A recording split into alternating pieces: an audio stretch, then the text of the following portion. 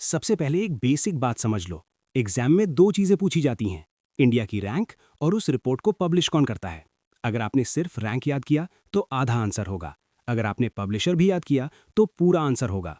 चलो शुरू करते हैं। ह्यूमन डेवलपमेंट इंडेक्स, इंडिया की रैंक है 130।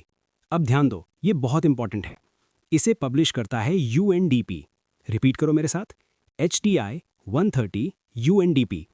फिर से बोलो, HDI 130 UNDP। HDI का मतलब होता है हेल्थ, एजुकेशन और इनकम।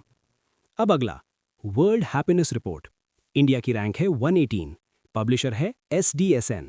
रिपीट करो, हैप्पीनेस 118 SDSN। इसका मतलब इंडिया खुश देशों में काफी पीछे है।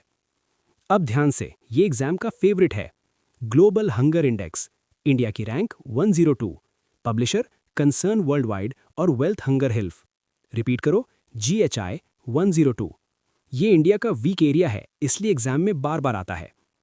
अब एक और important, corruption perceptions index, India की rank 91, publisher Transparency International. Repeat करो, CPI 91 ट्रांसपेरेंसी इंटरनेशनल। याद रखना, CPI हमेशा पूछा जाता है। ग्लोबल पीस इंडेक्स, इंडिया की rank 115, publisher Institute for Economics and Peace. Repeat करो, GPI 115।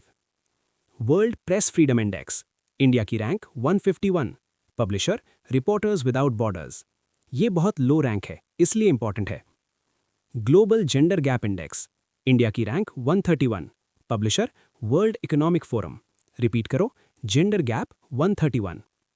Henley passport index, India की rank 77, publisher Henley and partners.